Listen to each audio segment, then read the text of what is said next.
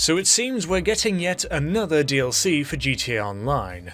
I'm not really sold on it just yet. I mean, there's a new car, a really ugly one at that, an old character is coming back from GTA 4, and we're going to be disassembling cars for a living! Hell yeah! What got me to make this short video was a reaction some people are having about this DLC on Reddit, and I kinda have to agree with a lot of them, as there's a large majority of people just speaking out about how Rockstar has it in for PC gamers. Honestly, I thought that this was going to be the DLC that the PC version for the game would finally get its E&E treatment, but apparently not. But we're still getting the DLC anyways? To a certain extent.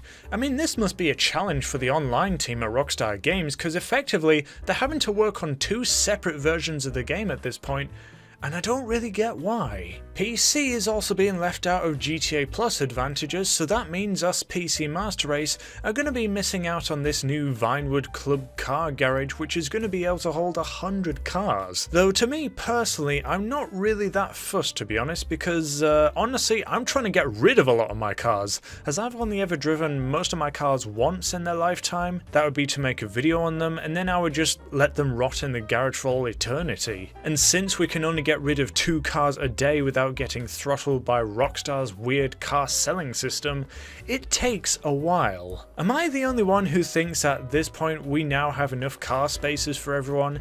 Like, I know there's a lot of cars in the game, but people generally have a particular taste when it comes to cars and bikes. I don't really know anyone on earth who likes every kind of vehicle out there. Like me personally, I'm particularly tasteful of Japanese import cars. I even bought myself a 3000 GT a couple months ago.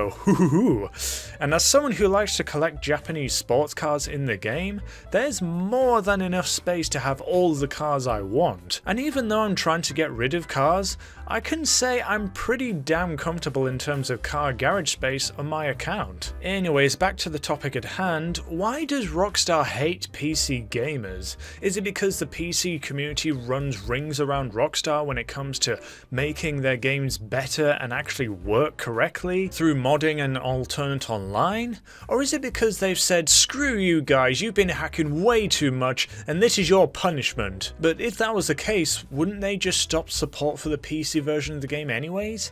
It's really weird. Rockstar is weird.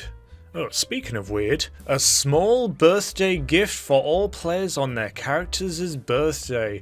Oh my god, the cringe. Would that not also be known as the user's years of service, like how Steam puts it? Characters' birthday. Next, I suppose in the next update, the game is going to age our characters and we're going to be recreating that video I made years back where our characters get old. Don't worry, Pops. I'll help you across the street. Oh, why thank you, young man. You give us old folk hope for the future with you young'uns hanging around. Yeah. Dang it, they tricked me again. Darn kids and their tricks.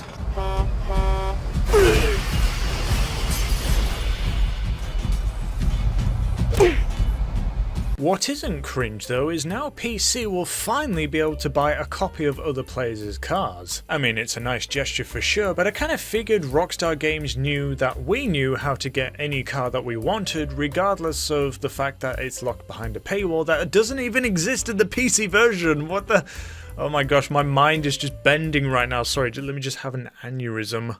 A streamlined interaction menu. Now where have I heard this before? I wish to take the Kermit Suicide! Are Rockstar gonna remove some of the good shit from the interaction menu? I mean, removing the options to make a motorcycle club on the fly might slightly alleviate the ongoing issue of broomsticks, but well, we'll just have to see, I guess. I wonder what the drift thing is gonna be all about. Are Rockstar gonna make an in-car option to disable all of the annoying driver assists that prevent us from drifting in this update? And why with just select cars, for Christ's sake? Look, if you want to go for an epic drifting session, just join a session that I'm playing in. I'll give you a good time in the Chromobile